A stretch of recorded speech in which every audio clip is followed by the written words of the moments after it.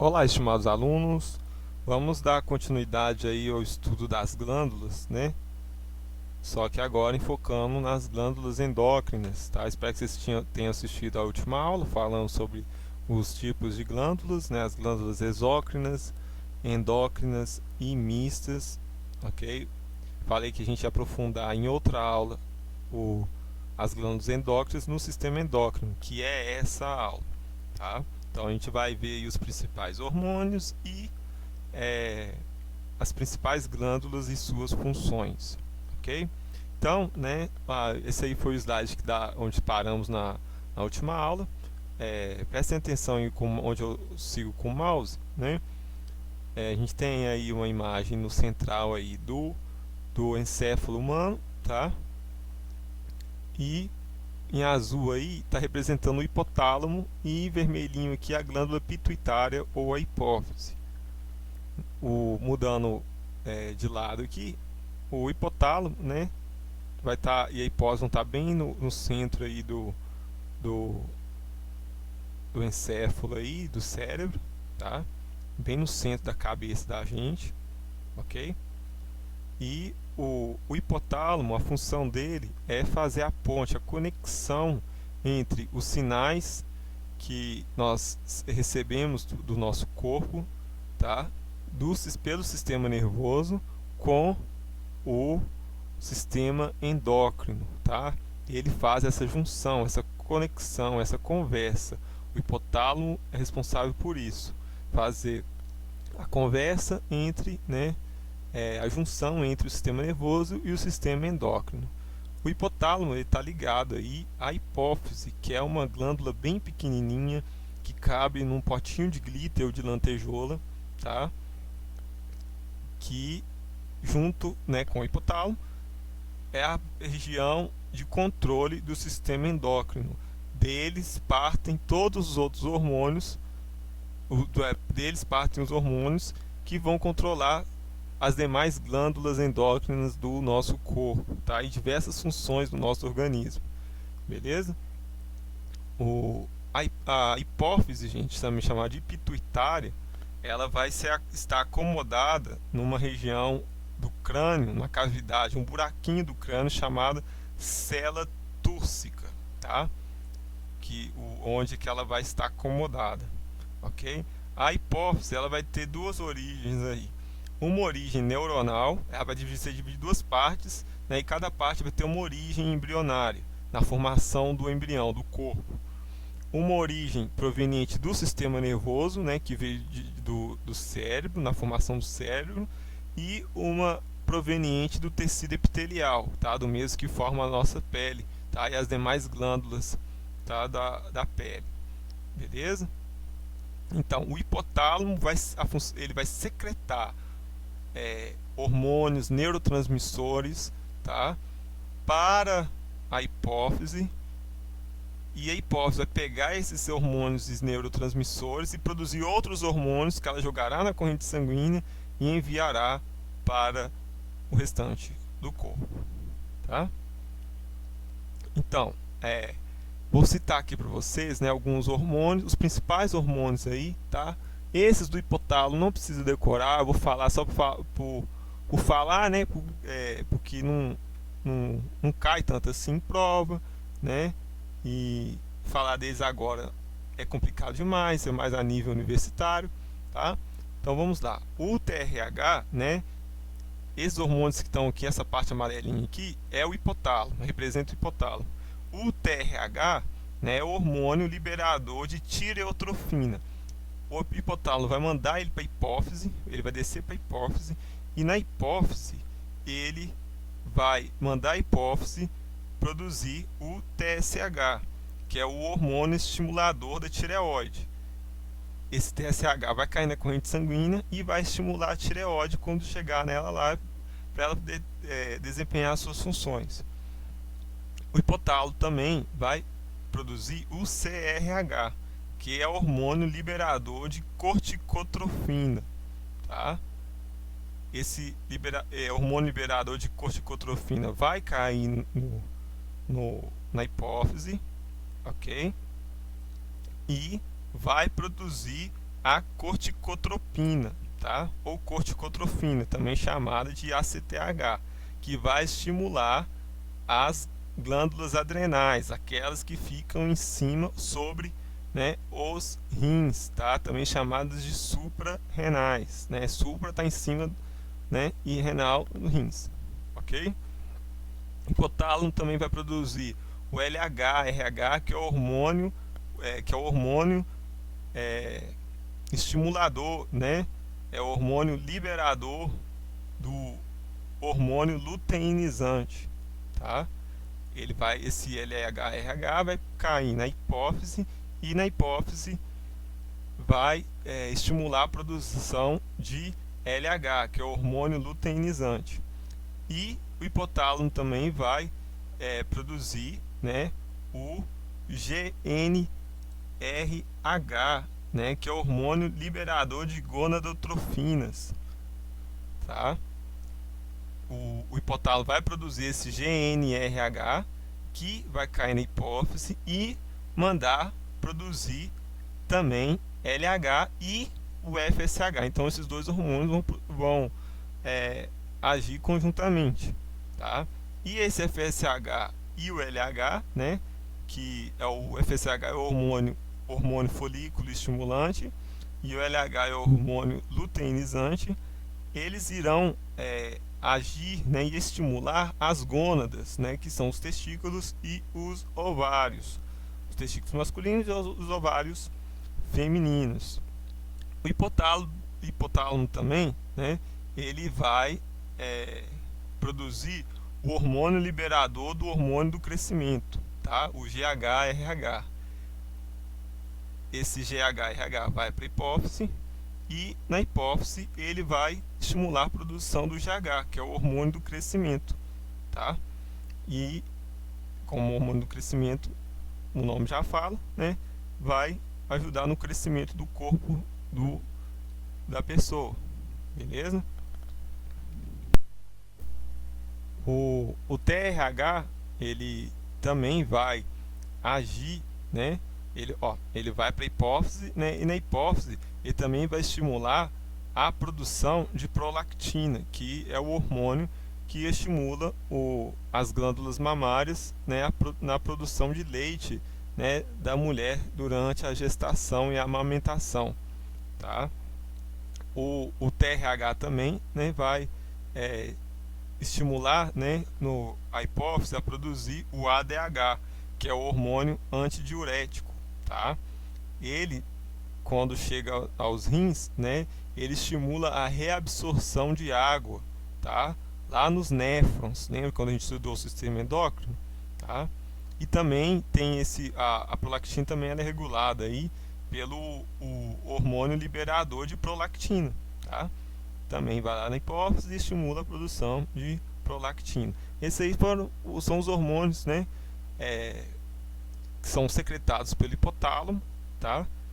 Que mandam a hipófise produzir outros hormônios, ok? A gente vai ver cada um deles ao falar de cada uma dessas glândulas, ok? Então tá aí novamente, né, o hipotálamo, né, a hipófise, vocês verem que tem nervos, né, tem nervos que vão para a hipófise, tá? Tem artérias, né? Tem vasos sanguíneos que percorrem ela para receber os hormônios, tá? E levar os hormônios que ela produz para todas as outras partes do corpo, né? Para os órgãos-alvo, né? A prolactina, né? O GH, né? Que é importante para o crescimento, o TSH para manutenção da glândula tireoide, né? O ACTH, né? Que é a corticotropina, vai agir nas glândulas adrenais, né? As gonadotrofinas, né? O LH e o FSH, que vão agir nas gônadas, tanto o ovário quanto o testículo. Agora a gente vai falar, né, dos hormônios hipofisários. Lembra que eu falei que a hipófise ela é dividida em duas partes, a neurohipófise e a adenihipófise, tá? a parte neuronal da hipófise, né, vai produzir os seguintes hormônios: a ocitocina, né, que vai estimular as contrações musculares do útero, tá, e das glândulas mamárias, ok? O ADH, ou vasopressina, né, como a gente viu antes, ele vai promover a reabsorção de água pelos rins. Agora, os hormônios, né, produzidos pela adenipófise, tá? Essa adenipófise aí vocês podem colocar junto, tá, gente? Eu coloquei separado. A adenipófise vai produzir o GH, que é a somatotrofina, né, tá? Que é responsável pelo crescimento do corpo. Vai produzir a prolactina, né, que estimula a produção de secreção de leite.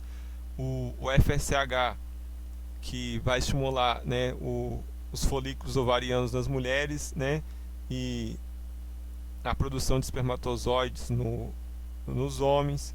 O LH, né, que vai estimular a liberação do óvulo pelo ovário feminino, tá? A tireotrofina, que vai estimular a tireoide a secretar hormônios, tá? E os adenocorticotróficos, né, que estimula a produção de glicocorticoides pelas glândulas suprarrenais. Então, aí tá a tireoide, gente. Ela é um órgãozinho que fica aí no gogó da gente, tá? O iodo, para ela funcionar bacaninha, a gente precisa comer alimentos com iodo, por isso que os governos obrigam as salinas produtoras de sal a acrescentarem iodo no sal, para que nós comamos iodo forçadamente, tá? E possamos ter uma tireoide bem funcional. Caso falte iodo na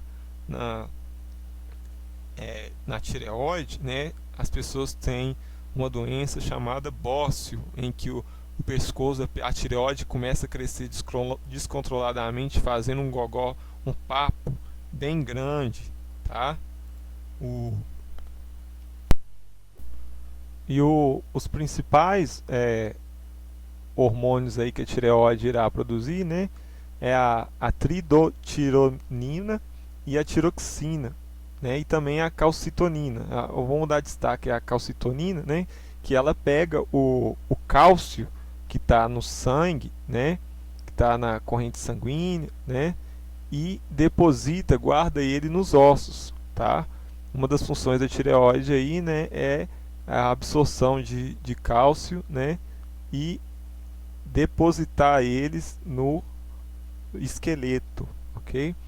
E também tem as paratireoides, tá? Que elas estão anexadas à própria tireoide, né? A função delas é produzir o paratormônio, né? Que se as tireoides elas guardam o cálcio no esqueleto, a paratireoide com paratormônio, né, faz o contrário, tá? Ela aumenta a deposição de cálcio no sangue, tá? E estimula a liberação de cálcio dos ossos, tá? Se a tireoide vai guardar aí o cálcio, vai secretar calcitonina para guardar o cálcio nos ossos, a paratireoide vai secretar o paratormônio, que vai, né, liberar o cálcio dos ossos no sangue, beleza? Agora o pâncreas, tá? O pâncreas, gente, ele é uma glândula mista, né? Porque ela é exócrina e endócrina ao mesmo tempo, tá? Ela entra no sistema endócrino porque ela libera hormônios dentro da corrente sanguínea, tá? A gente já falou dele lá com o glândula mista, que a função exócrina dele é produzir enzimas digestivas, né? E secretar, né, dentro do intestino, né? Mas a gente vai falar da parte endócrina dele, tá? Lembrando que outro nome de glândula mista é glândulas anfícrinas, tá? Anfi significa 2 e crino secreção, ok? O pâncreas ele vai produzir, além das enzimas digestivas lá no suco gástrico lá o suco pancreático, quer dizer, lá para o intestino, ele vai produzir a insulina e o glucagon, ok? Ele vai produzir esses hormônios, tá?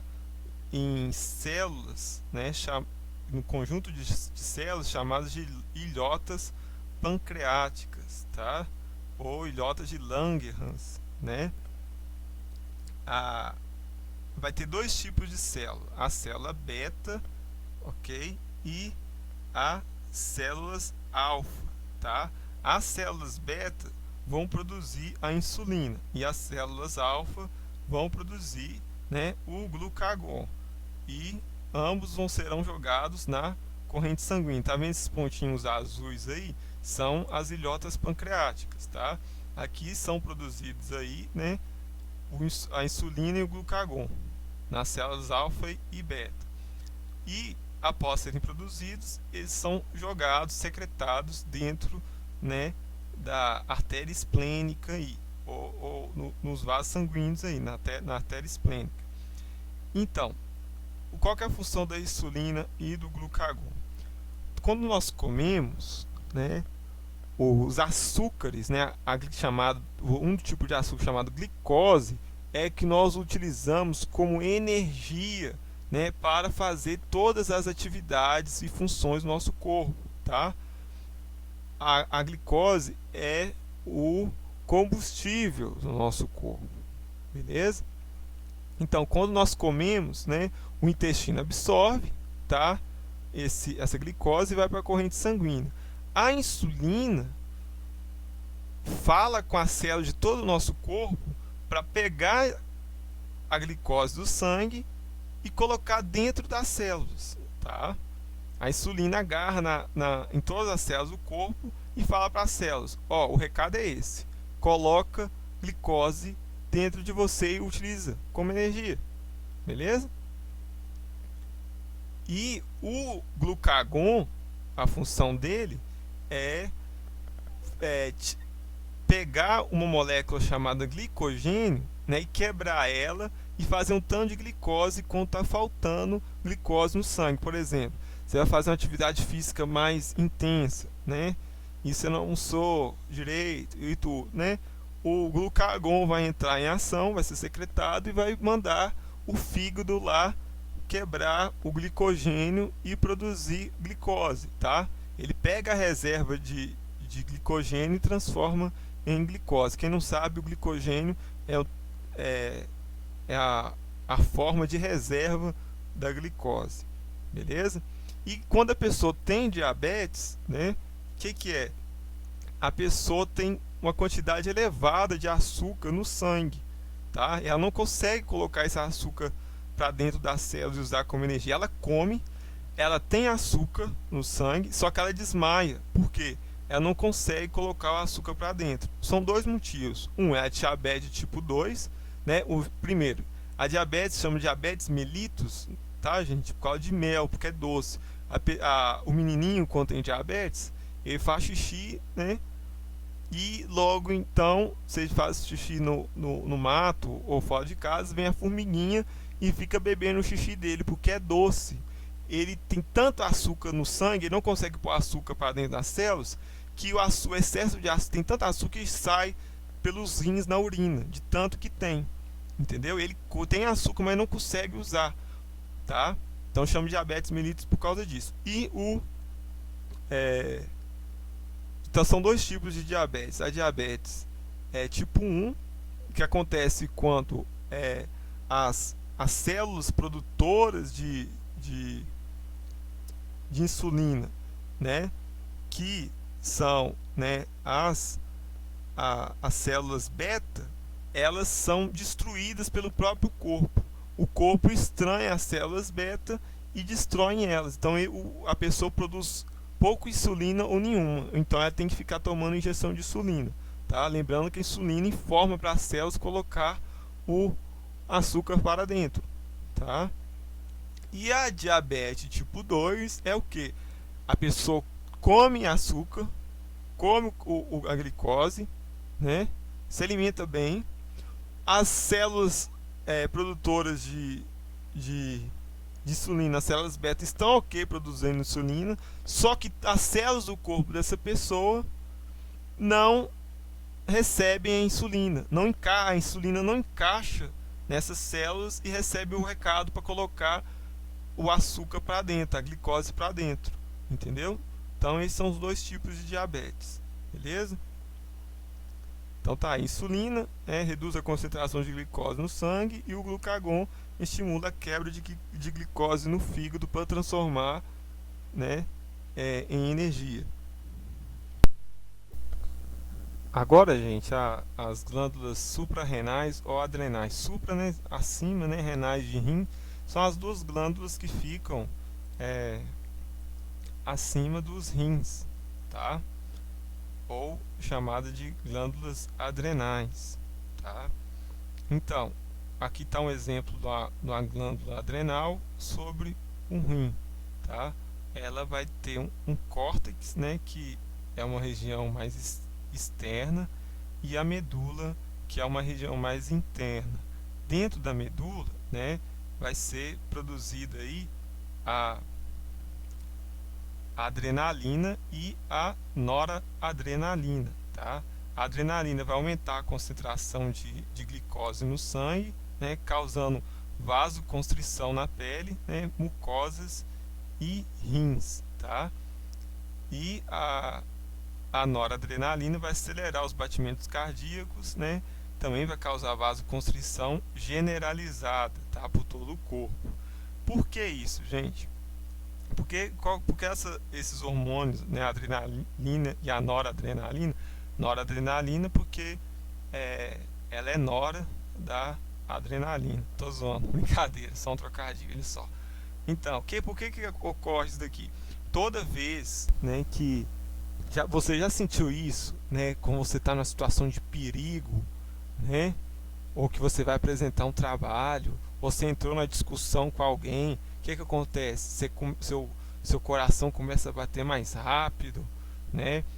Sua mão começa a tremer, né? Porque você está seu organismo acha que está numa situação de perigo, ou quando você sofre um acidente, ou você se mete numa briga com alguém, né? Por que ocorre a vasoconstrição? A vasoconstrição é que o calibre, né, o diâmetro dos vasos sanguíneos diminui e passa menos sangue, tá? Por que isso ocorre?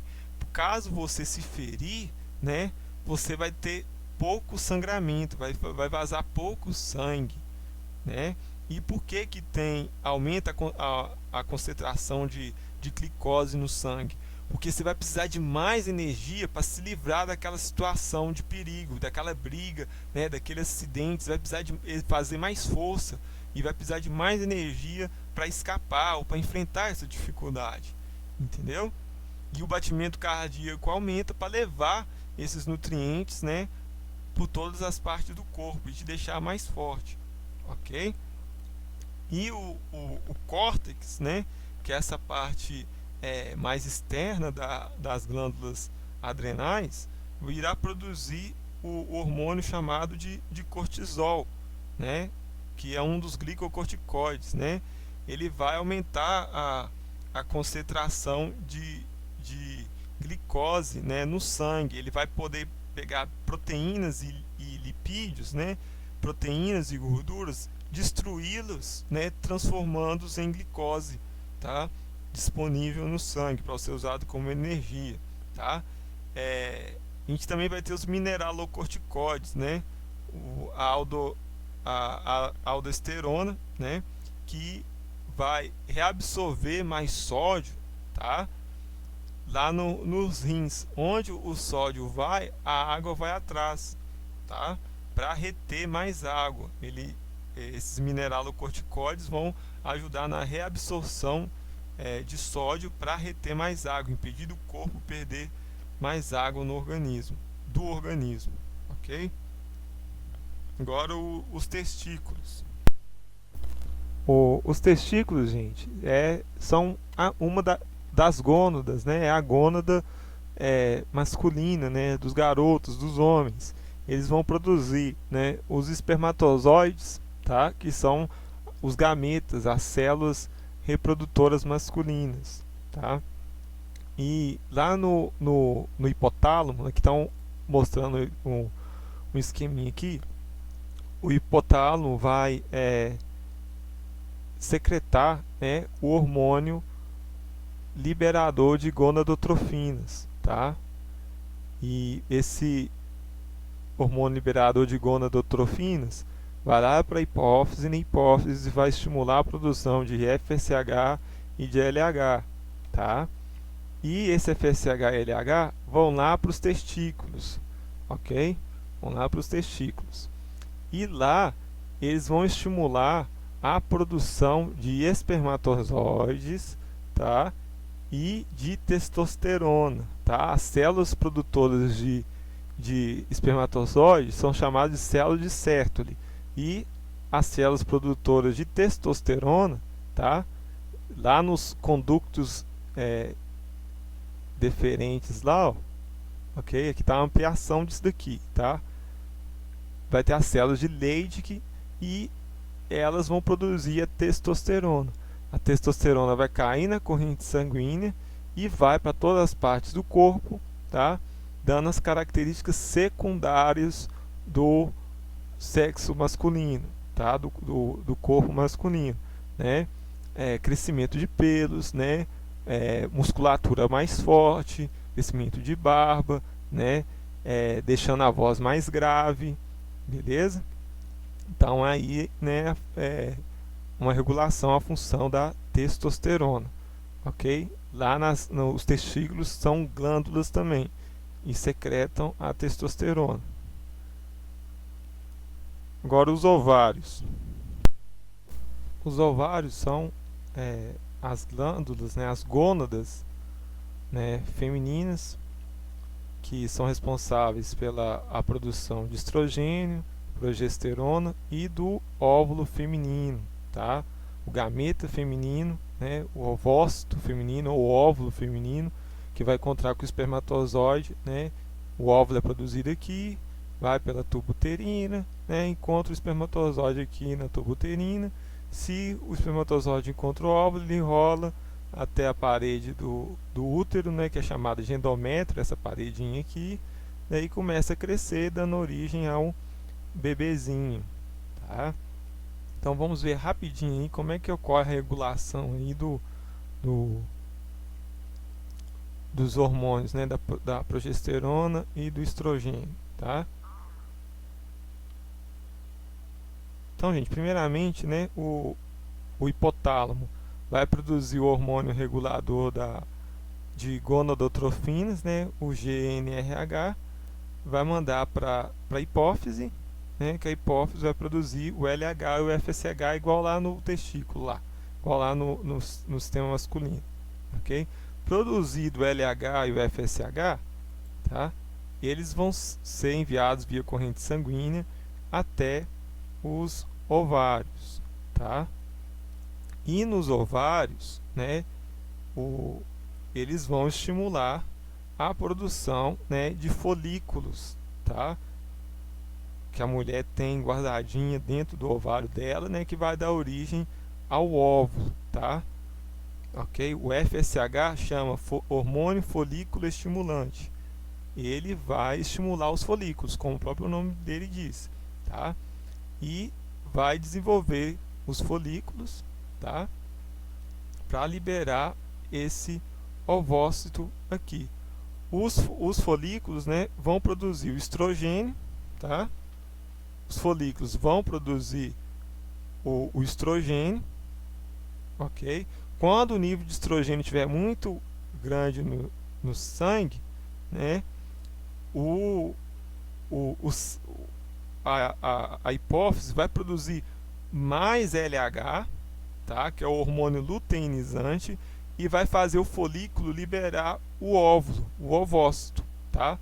Lá na tuba uterina. Vai ter um pico, vai ter tanto estrogênio que a hipófise vai liberar o hormônio luteinizante, vai ter um pico de LH e vai liberar o ovócito, tá? Vai liberar esse ovócito aqui, tá? O ovócito vai ser pego pela tuba uterina e ele vai rolar pela tuba uterina até chegar perto do útero e encontrar com o espermatozoide. beleza? Também o estrogênio, né, ele vai manter a parede do endométrio. Ah, tá. Outra coisa, o ovócito, ele vai ser liberado cerca do 14º dia, tá? Da menstruação da mulher. Isso quer dizer que todo dia 14 do mês as mulheres ovulam, professor? Não, tá? Isso é o ciclo da mulher. Às vezes o 14º dia da menstruação dela dá no dia 31 do mês, ou no dia 1º, ou no dia 5, vai depender de quando ela começou a menstruar, tá? Então, quando se libera o ovócito, né? Quando se libera o ovócito, esse vai ficar uma casquinha para trás, vai chamada de corpo amarelo, tá? Ok? Esse corpo aqui, nessa casquinha que ficou do ovócito, tá? Ele vai ser responsável por manter a parede do útero, que é essa parede aqui do endométrio. Tá vendo que à medida que ocorre a menstruação da mulher, a parede do endométrio cresce, né? Para quê? Para esperar essa célulazinha encontrar o espermatozoide e grudar aqui. Tá vendo que tem as veias aqui, artérias, vai alimentar o bebezinho quando ele chegar aqui lá no útero, entendeu? E esse corpo amarelo, ou chamado de corpo lúteo, né, ele vai manter a parede do endométrio, tá? Irrigada, né, grossa, para receber o bebezinho, tá? E ele vai se mantendo aí, né, até o final da menstruação. Caso o útero não receba o óvulo fecundado, o embrião, o bebezinho, né, esse corpo lúteo aqui vai parar de secretar os hormônios, né, vai parar de secretar a progesterona, e o endométrio vai descamar, né, e a mulher vai menstruar, tá? Agora, caso receba o bebezinho, né, o óvulo fecundado pelo espermatozoide, essa parede do endométrio aqui vai continuar. Se não tiver fecundação, isso aqui vai desgrudar, tá? Então, aí vem a menstruação da mulher, né, lá por volta do dia 28, tá? E começa então um novo ciclo, né, conjurando um novo folículo, começando o ciclo todo de novo, beleza?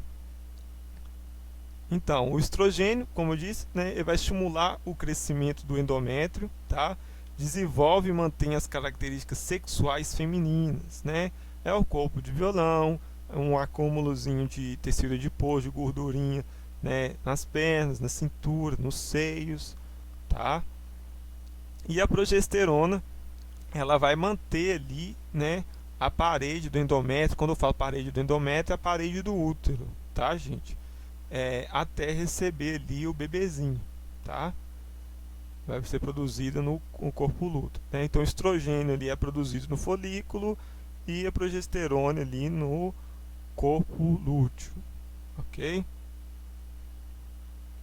Então, e dá uma travadinha aqui, gente.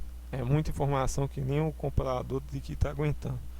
Então, gente, é isso. As principais glândulas endócrinas e os seus hormônios, tá?